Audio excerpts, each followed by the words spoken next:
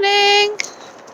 Alison here on the second week of my getting up to walk in the morning before work. So I managed to get out of the house by 8:30 this morning, so I'm really chuffed.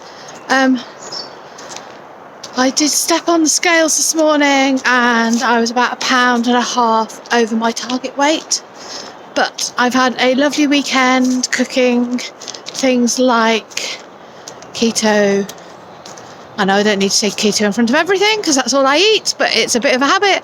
I did peanut butter fudge and suet pudding and sticky toffee pudding with caramel sauce.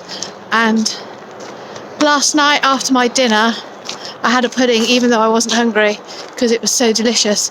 So it's not surprising the scales are a little bit up today. But what I know is that everything I ate was low carb, so it won't spoil my plan for long.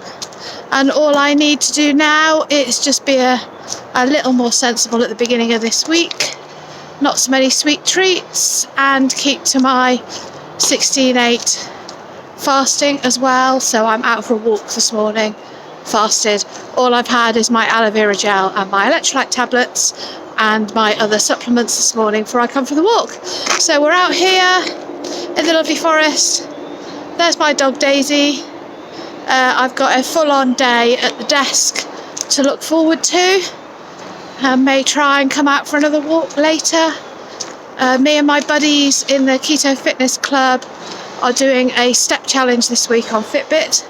So if I'm going to hit my 10k steps, I need to come for 2 walks, not just the one. Now it looks like the Forestry Commission are doing some maintenance work down there, so I had better sign off from this video and see you soon. But keeping me accountable, and don't get stressed out if the scales bounce up a little bit. Look at what you've eaten and keep on going.